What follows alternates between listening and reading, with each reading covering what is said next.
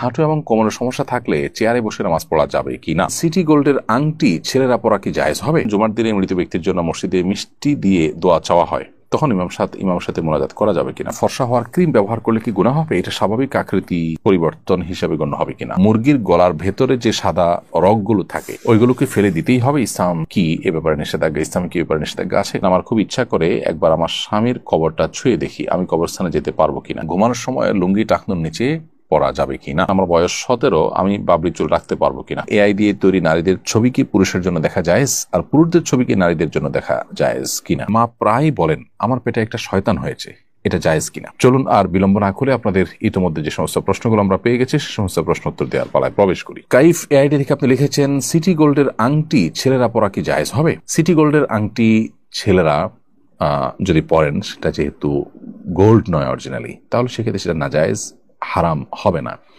কিন্তু এটা পড়ার ফলে অনেকে এটাকে গোল্ড মনে করবে, আপনার প্রতি কুধারণা পোষণ করবে।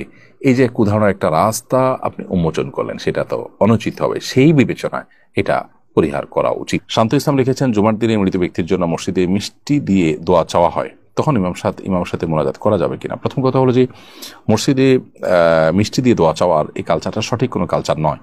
মৃত ব্যক্তির জন্য দোয়া, এটার কোনো বিনিময় দেওয়া উচিত নয়। আপনি যদি বলেন যে এটা আমি এমনি মানে সওয়াবের উদ্দেশ্যে খাওয়াচ্ছি, তাহলে সেটা মসজিদে কেন? এখানে তো দোয়ার জন্য বলেছেন, ভালো কথা। আপনি বস্তিতে বহু রাস্তায় বহু গরিব মানুষ আছে, সেখানে দেন। তো এখানে দেয়াটা মূলত দোয়ার এক ধরনের বিনিময়ের মতো, যেটা না যায়। আর দ্বিতীয়ত হলো যে মসজিদে এ ধরনের মিষ্টি বিতরণের যে কালচারটা, সেটা আসলে এটা দৃশ্যত বিনিময়ের মতোই দেখায়। আর যদি বলেন যেটা মসজিদে আগত মুসল্লিদেরকে আমি খাওয়াচ্ছি মুর্দাকে সওয়াবের আশায়, তাহলে সেটা ইসলামের সওয়াবের উদ্দেশ্যে মানুষকে খাওয়ানো জায়েজ আছে, যেটা সেই যুক্তিতে জায়েজ হতে পারে।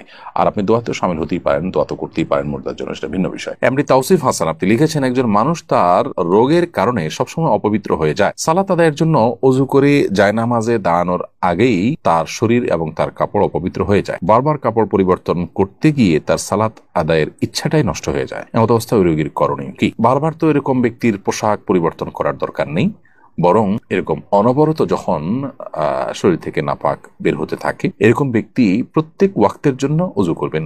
অজু করার পর ওই ওয়াক্তের মধ্যে যত খুশি তিনি নামাজ পড়বেন, তেলাওয়াত করবেন, এবং ওই অজুতেই তিনি করবেন। এর মধ্যে ওই নাপাক বস্তু যতবার বের হবে তাতে তার অজু ভঙ্গ হবে না। এবং এই ধরনের ব্যক্তিকে মাজুর বলা হয় শরীয়তের পরিভাষায়, বিধায় তিনি এই অবস্থায় নামাজ পড়বেন। এমনকি তার ওই অবস্থা যদি কাপড় অপবিত্র হয়, অপবিত্র কাপড় নিয়েই তিনি নামাজ পড়তে পারবেন, কারণ তিনি মাজুর।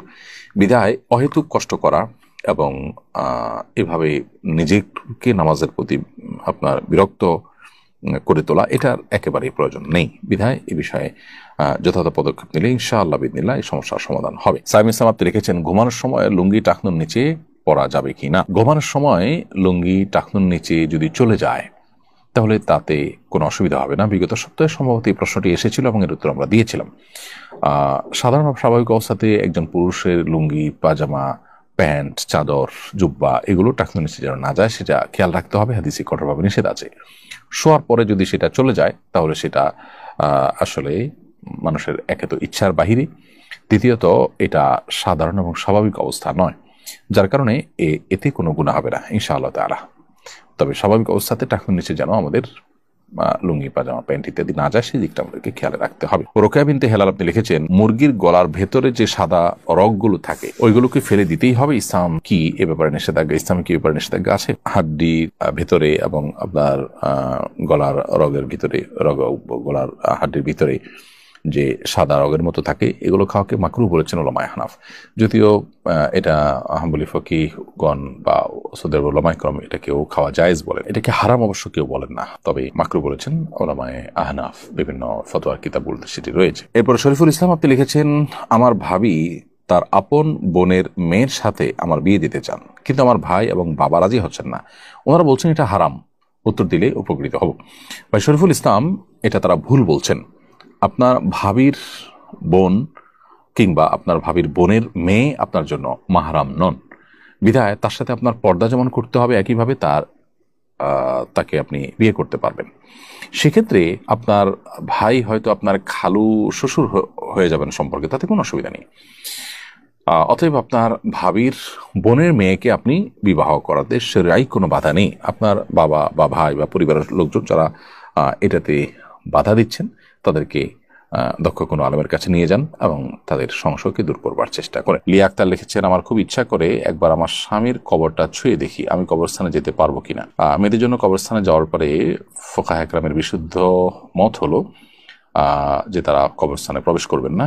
একান্ত কবরের কাছে ওয়ালের বাইরে থেকে আপনি দেখতে পারেন, জাস্ট আবেগের কারণে তাদের কবরস্থানে না যাওয়াই উচিত। বাহির থেকে আপনি দোয়া করবেন। এটা নানা কারণে হাদিসের নিষেধাজ্ঞাটি বর্তায়। এর মধ্যে একটা হলে মেয়েরা অনেক বেশি আবেগী হয়ে পড়েন এবং সেখানে একটা বাজে দৃশ্যের বা অনাকাঙ্ক্ষিত দৃশ্যের অবতারণা হতে পারে, অথবা সেখানে পুরুষরা অনেক বেশি কবরস্থানে যেয়ে থাকেন, সেই ভিড়ের মধ্যে মহিলারা গেলে তাদের প্রাইভেসি নষ্ট হতে পারে। নানা কারণে শরীয়তের এই নিষেধাজ্ঞাটা আরোপ করা হয়ে থাকতে পারে। এমনি মিজানুর রহমান আদনান আপনি লিখেছেন, এআই দিয়ে তৈরি নারীদের ছবি কি পুরুষের জন্য দেখা জায়েজ, আর পুরুষদের ছবি কি নারীদের জন্য দেখা জায়েজ কিনা? ভাই মিজানুর রহমান, এআই দিয়ে তৈরি করা নারীদের ছবি পুরুষদের জন্য দেখা জায়েজ হবে না। যদিও সেই নারী রিয়েল কোনো নারী নয়, কিন্তু একজন পুরুষের জন্য একজন নারীর দিকে অবলোকন করা, গায়ের মারাম নারীর দিকে দৃষ্টিপাত করাটা যে কারণে হারাম, সেই কারণটি এখানে বিদ্যমান আছে। এখানে তার মনের মধ্যে বাজে চিন্তা আসা, কল্পনা জল্পনা হওয়া, তার চরিত্র নষ্ট হওয়া, এই কারণগুলো এখানে বিদ্যমান আছে। ফলশ্রুতিতে এরকম ছবি দেখা থেকে একজন পুরুষকে বিরত থাকতে হবে। এই জন্য এ ধরনের ছবি ক্রিয়েশন করাও উচিত নয় বা ক্রিয়েট করা উচিত নয়। আবার এর বাইরে কোনো পুরুষের ছবি যদি তৈরি করা হয়, তাহলে নারীদের জন্য পুরুষদের দিকে দেখাটা সর্বাবস্থায় সাধারণভাবে হারাম বা নিষিদ্ধ নয়। এটার যদিও ওলামা ইকরামের একাধিক মত আছে, কিন্তু বিশুদ্ধর মত হলো ফিতনার আশঙ্কা না থাকলে নারীরা পুরুষদের দিকে তাকাতে পারে। তো সেই দৃষ্টিকোণ থেকে বা সেই হিসেবে এখানে পুরুষের কোনো ছবি আইডি তৈরি করা থাকলে কোনো নারীরা সেদিকে দেখতে পারে। তবে একেবারে পার্সোনাল পার্টস বা একান্ত ব্যক্তিগত অঙ্গ প্রত্যঙ্গ যেগুলো সতর যেগুলো, সেগুলো দেখা জায়েজ হবে না কোনো অবস্থাতেই। মোহাম্মদ রিয়াজ লিখেছেন, আমার বয়স 17, আমি বাবরি চুল রাখতে পারবো কিনা? হ্যাঁ, অবশ্যই রাখতে পারেন। এরপরে তমিন ইসলাম আপনি লিখেছেন, ফর্সা হওয়ার ক্রিম ব্যবহার করলে কি গুনাহ হবে? এটা স্বাভাবিক আকৃতি পরিবর্তন হিসেবে গণ্য হবে কিনা? উত্তর হলো না।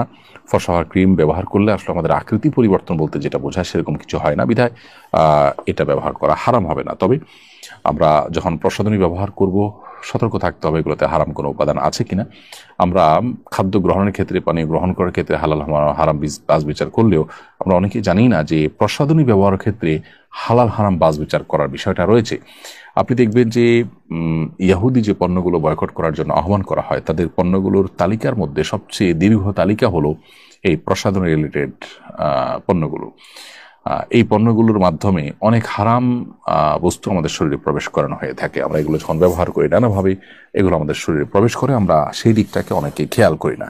অতএব সেখানে হালাল হারাম বিষয়টাকে বিশেষভাবে আমাদের বিবেচনা আনতে হবে। তবে মৌলিকভাবে ফর্সা ক্রিম ব্যবহার করাটা নিষিদ্ধ নয়। সাইম ইসলাম আপনি লিখেছেন, হাঁটু এবং কোমরের সমস্যা থাকলে চেয়ারে বসে নামাজ পড়া যাবে কি না? ভাই সাইম ইসলাম, হাঁটু এবং কোমরে যদি এত বেশি অসুবিধা থাকে, এত বেশি অসুস্থ থাকে এবং ব্যথা থাকে যে আপনি রুকু সেজদার জন্য যে মুভমেন্ট সেটা করতে পারেন না, কোনোভাবে অসহনীয় কষ্ট হয়, অসুস্থ হয়, তাহলে সেক্ষেত্রে আপনি চেয়ার বসে নামাজ আদায় করতে পারবেন।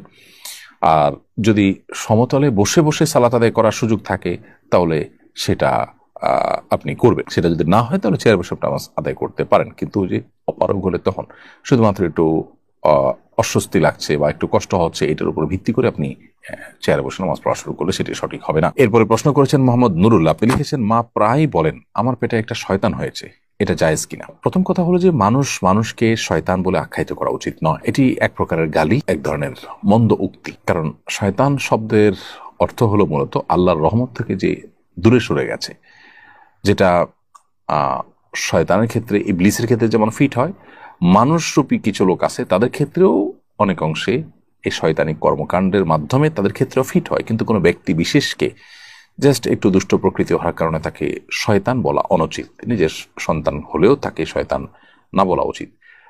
প্রথমত, সাধারণত মানুষ আল্লাহর রহমত থেকে দূর হয়ে গেছে এটা আমরা বলতে পারি না, কারণ আমরা জানি না সে আসলে আল্লাহর রহমত থেকে দূর হয়ে গেছে কিনা।